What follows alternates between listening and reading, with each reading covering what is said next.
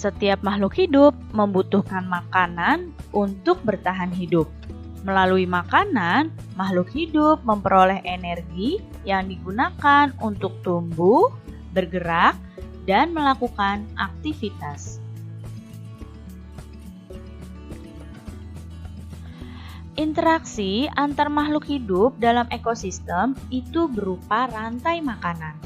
Nah, rantai makanan adalah rangkaian peristiwa makan dan dimakan antar makhluk hidup untuk kelangsungan hidupnya.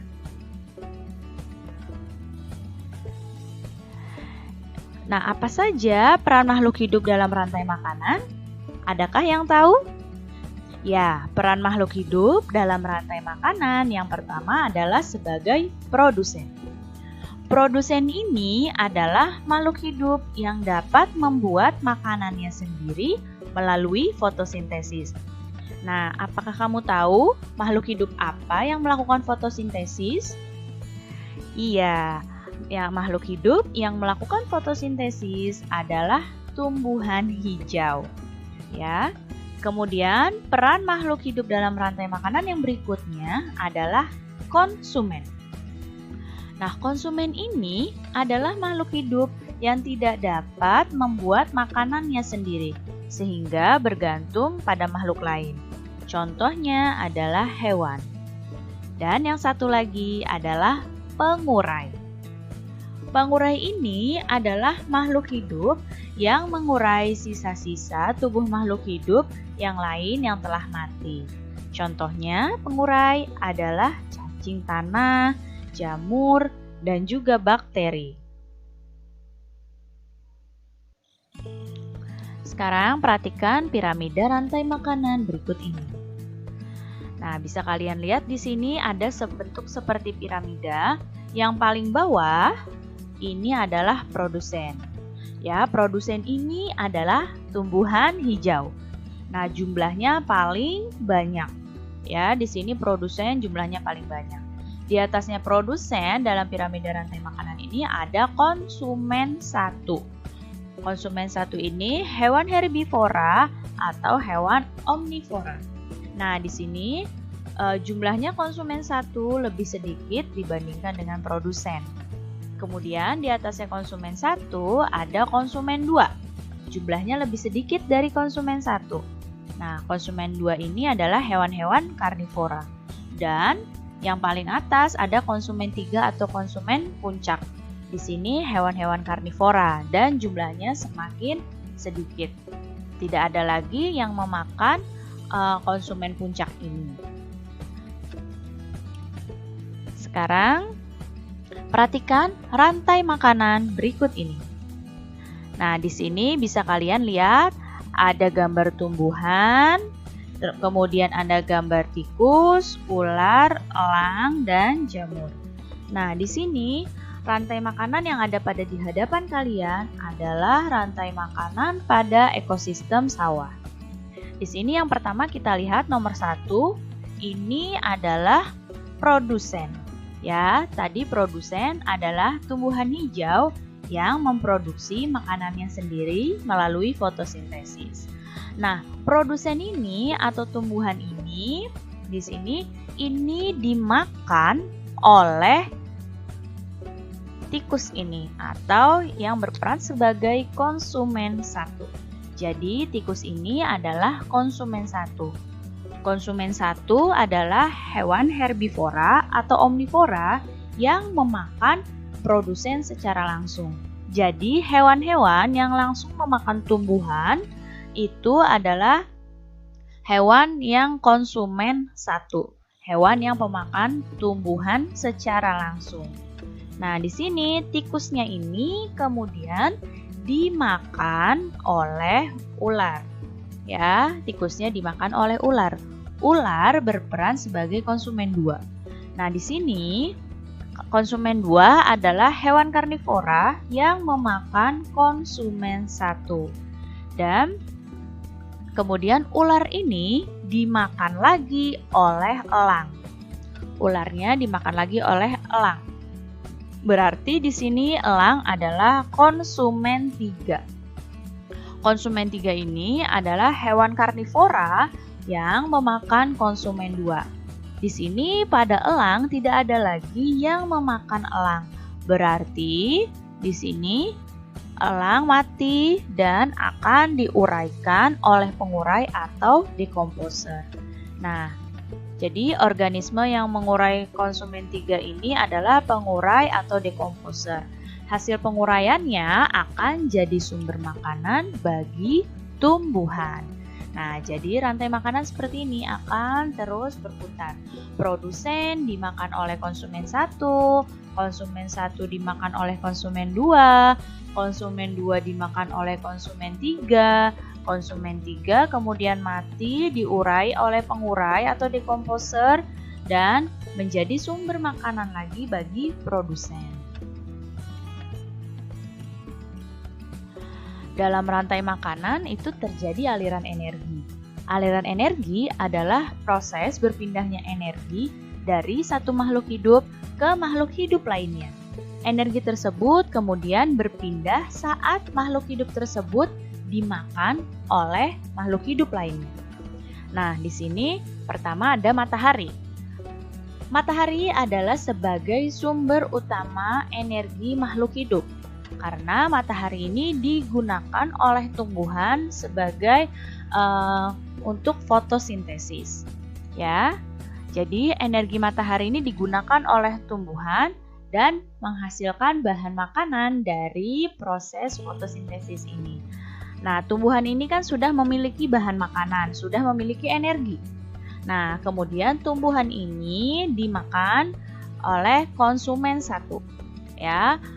Tumbuhannya dimakan oleh konsumen 1. Berarti energi yang ada pada tumbuhan ini pindah ke konsumen 1.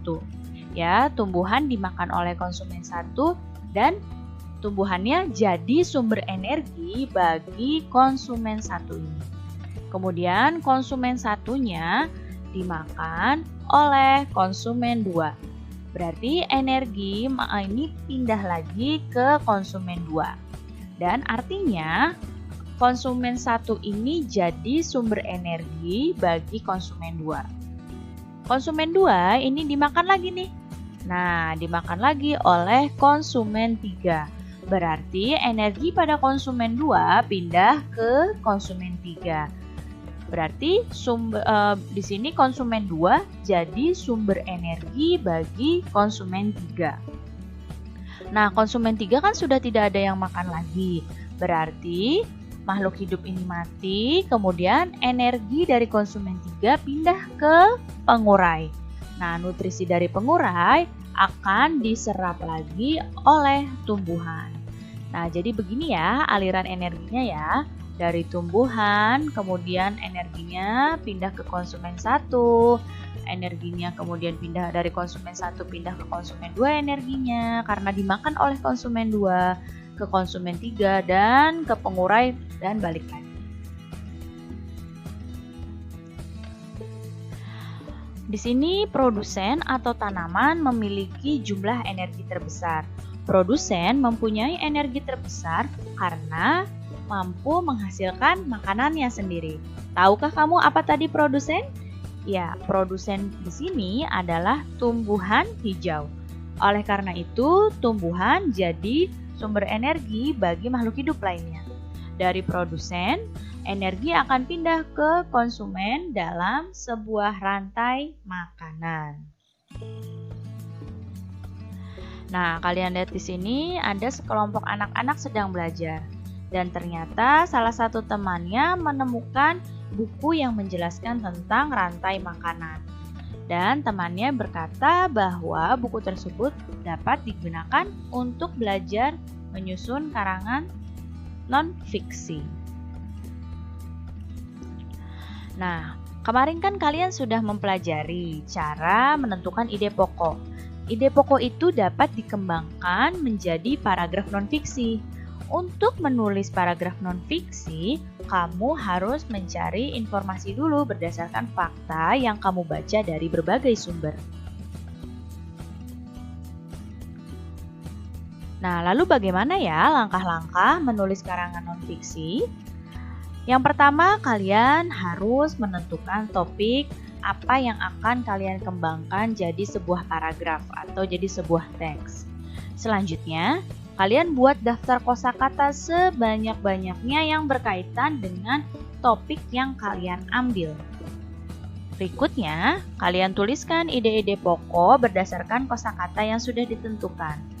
Nah, setelah ide pokoknya, kalian buat kalimat utama dari ide pokok yang sudah ditentukan. Berikutnya lagi, kalian membuat kalimat penjelas berdasarkan informasi tambahan dan harus relevan ya, harus berkaitan dengan topik yang kalian ambil.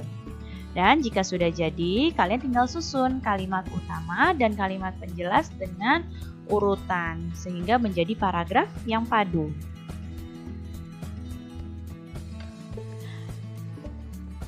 Sekarang ini contoh menulis karangan non-fiksi. Yang pertama, kita tadi ambil topik dulu ya. Contohnya topik yang diambil adalah harimau sang pemangsa utama dalam ekosistem hutan. Nah, setelah itu kalian tentukan daftar kosakata. Misalnya, kosakata itu kata-kata ya. Misalnya harimau, ekosistem, hewan, pemangsa, karnivora, hutan, habitat, pemakan hewan lain, rantai makanan. Ini contohnya. Nah, setelah itu, kalian tuliskan ide pokok dari kosakata yang ditemukan. Di sini contohnya adalah harimau adalah pemangsa dalam ekosistem hutan. Nah, di sini ada pakai kosakata yang sudah kita tentukan dalam daftar kosakata. Berikutnya, kalian membuat kalimat utama dari ide pokok ini. Di sini kita buat, sebagai anggota ekosistem hutan, harimau merupakan pemangsa utama dalam rantai makanan. Nah, setelah itu kalian buat kalimat pendukung. Nah, di sini ada 3 nih dibuat kalimat pendukungnya. Nah, setelah jadi kalimat pendukungnya, barulah kalian susun kalimat utama dengan kalimat pendukung ini. Kalimat utamanya kita tulis duluan ya. Di sini sebagai anggota ekosistem hutan, harimau merupakan pemangsa utama dalam rantai makanan. Lalu lanjut ke kalimat pendukung yang pertama. Harimau termasuk hewan karnivora yang memakan daging hewan lain. Lanjut setelah titik ke kalimat yang kedua. Dalam rantai makanan ekosistem hutan, harimau berperan sebagai konsumen tingkat akhir. Dan lanjut ke yang contoh ketiga. Tidak ada hewan lain yang memangsa harimau. Jadi seperti itu ya cara menulis karangan non-fiksi. Keberadaan ekosistem juga dapat dijadikan sebagai inspirasi dalam berkarya, seperti yang terdapat dalam beberapa tari daerah. Contohnya, hasil panen yang diperoleh dari ekosistem sawah atau ladang itu bisa menjadi karya tari yang indah. Beberapa tarian daerah juga menjadikan tindak tanduk hewan dalam sebuah ekosistem sebagai inspirasi sebuah tarian. Nah, sekarang kita lihat di sini contoh tarian tentang berkah Tuhan lewat ekosistem. Yang pertama ini, tahukah kamu tari apa ini? Iya, ini adalah tari Caping Ngancak yang berasal dari Lamongan, Jawa Timur. Ini menceritakan tentang kehidupan petani yang menggambarkan petani yang mulai bekerja di sawah dari menanam, merawat, hingga memanen padi. Selanjutnya contoh tariannya, nah ini. Apakah kalian tahu tari apa ini? Ya, ini adalah tari Bendrong Lesung, berasal dari Banten. Tari ini menceritakan sukacita masyarakat menyambut musim panen. Sekarang Ibu mau tanya, tahukah kamu apa properti untuk kedua tarian di samping ini? Nah, coba diperhatikan kira-kira apa properti tarian ini. Yang pertama nih yang Ibu tunjuk panah.